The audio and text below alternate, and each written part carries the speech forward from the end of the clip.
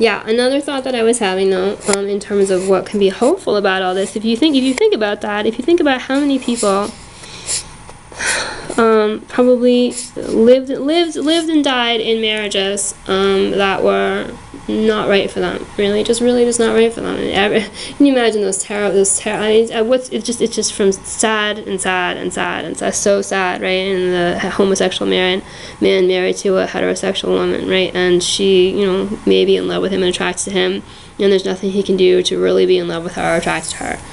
Or two people who are both, attracted to other genders who are married to each other, and neither of them, or all of the various sort of possible situations are all terribly sad, right? Terribly sad for them, terribly sad for their children, very confusing for everyone, And probably one of the reasons why there has been so much drug addiction, why there's been so much alcohol addiction, and why people have been so susceptible to the idea that everyone has a mental illness, that everyone's got to be on some sort of psychiatric medication because you're just kind of everyone's, well, no. I mean, if you are able to be your healthy self, and sort of gain life experience living as the person that you're supposed to be, you're not going to be so unhappy, and you're not going to feel so helpless, right? You're not going to feel so trapped. What I was thinking, though, as far as the hopeful side of it is, if you think about it, well, it may, in fact, have been a minority of people who actually have had the sort of love experiences that are kind of optimal love experiences. It's probably of all the, the heterosexual couples that have been together during the times in society, so it's a history, that sort of thing, where the only thing that was allowed was to be heterosexual. Probably it's not the majority necessarily.